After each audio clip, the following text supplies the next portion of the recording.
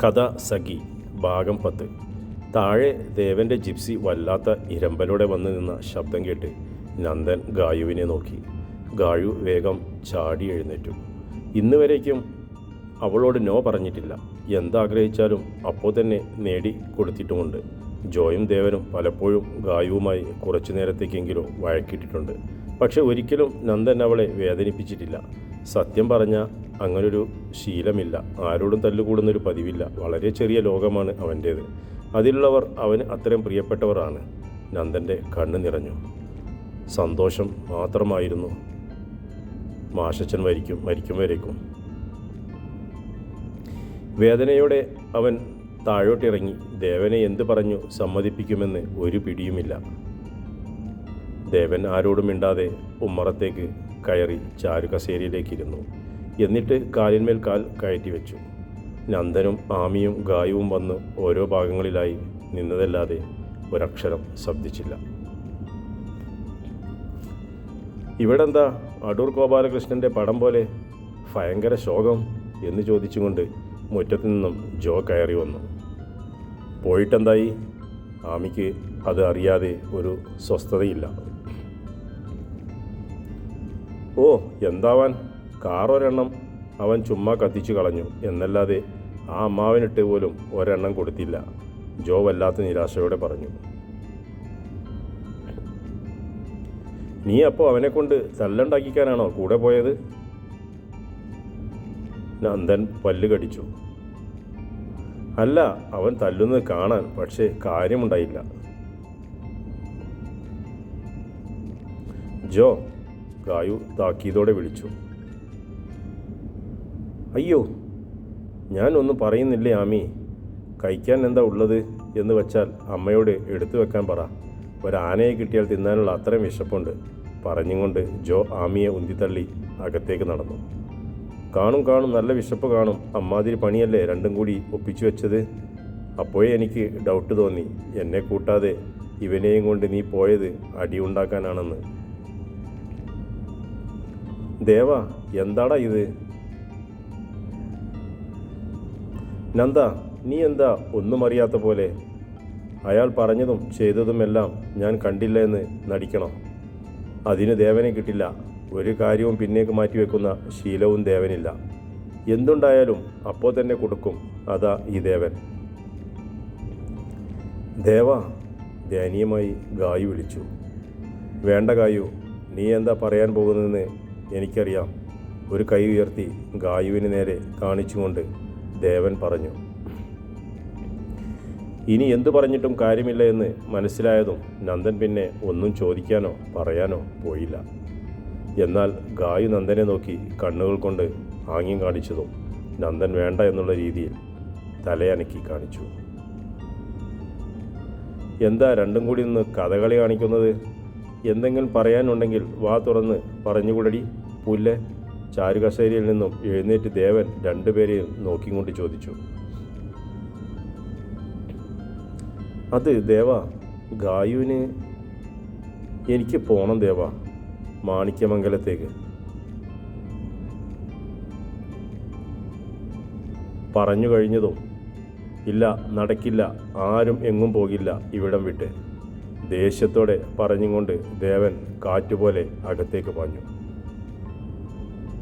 അവൻ്റെ പോക്ക് കണ്ട ഗായു നന്ദനെ ദയനീയതയോടെ നോക്കി.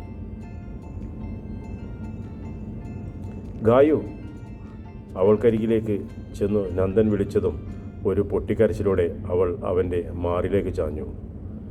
അവളെ എന്തു പറഞ്ഞു ആശ്വസിപ്പിക്കും എന്നറിയാതെ നന്ദൻ കുഴഞ്ഞു.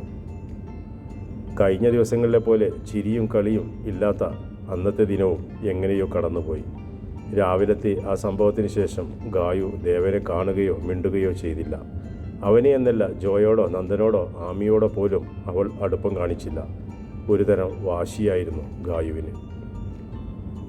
ഇതെല്ലാം കണ്ട് നെഞ്ചു നീറിയിട്ട് പോലും ദേവൻ അവൻ്റെ നിലപാടിൽ നിന്നും മാറിയില്ല. നന്ദൻ വൈകുന്നേരത്തോടെ നാട്ടിലേക്ക് തിരികെ പോകാൻ നേരം ഗായുവിനെ കണ്ടു എല്ലാം ശരിയാക്കാം എന്ന ഉറപ്പ് നൽകിയിട്ടാണ് അവൻ തിരിച്ചത്.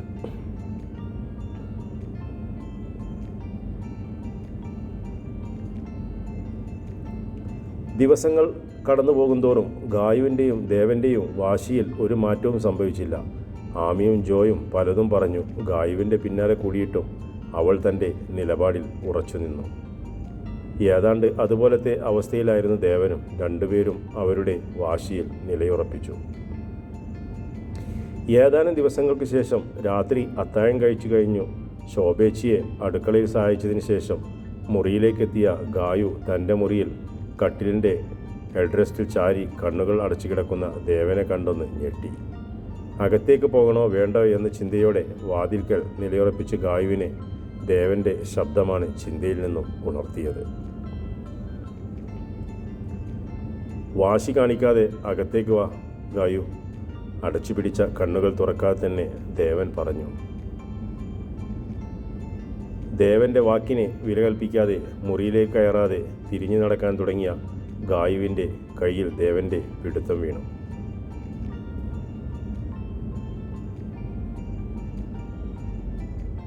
ഗായു, കൊണ്ടുപോകാനുള്ളത് എന്തെന്ന് വെച്ചാൽ എല്ലാം എടുത്തു വെച്ചോ.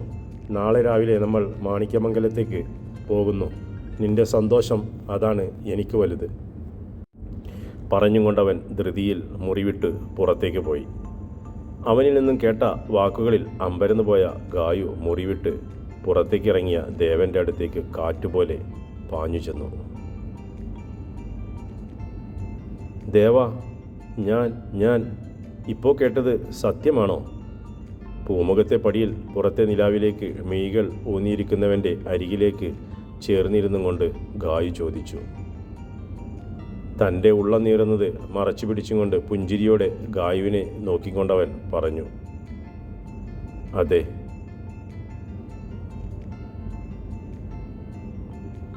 ദേവ, അവൻ്റെ കൈകൾക്കിടയിലൂടെ അവളുടെ കൈകളിട്ടു അവൻ്റെ തോളിലേക്ക് തലചായ്ച്ചിരുന്നു ഗായു. ഗായുവിൻ്റെ ഉള്ളം നിറയെ സന്തോഷം കാണെ അവൻ്റെ ഉള്ളവും സന്തോഷം കൊണ്ട് നിറഞ്ഞു. അതേസമയം തന്നെ തൻ്റെ ഉള്ളിൻ്റെ ഉള്ളിൽ ഒരു വേദന നിറയുന്നത് അവൻ അറിഞ്ഞു. മാഷച്ചന് നൽകിയ വാക്ക് തെറ്റിയിരിക്കുന്നു. ഒരിക്കൽ പോലും തനിച്ചാക്കില്ലെന്ന് ഉറപ്പു നൽകിയതിന് മാറ്റം സംഭവിക്കാൻ പോകുന്നു. നാളെ മുതൽ ഗായു തനിച്ചു. അവർ മൂവരിൽ നിന്നും നെഞ്ചുപിടയുന്ന വേദനയോടെ അവളുടെ സന്തോഷം മാത്രം ആഗ്രഹിച്ചു അവൻ ഒടുവിൽ ആ തീരുമാനത്തിൽ എത്തിയത്. കുറച്ചു ദിവസത്തേക്ക് മാത്രം ഗായുവിനെ മാണിക്യമംഗലത്തേക്ക് വിടാൻ അവൻ തീരുമാനിച്ചു. ഗായുവിൻ്റെ സന്തോഷം അത്രയേ അവൻ്റെ ഉള്ളിൽ ഉണ്ടായിരുന്നു. ഒരിക്കൽ പോലും അവളെ പിരിയാൻ ആഗ്രഹിച്ചിരുന്നില്ല. ചിലപ്പോൾ ഇതാകും ദൈവനിശ്ചയം.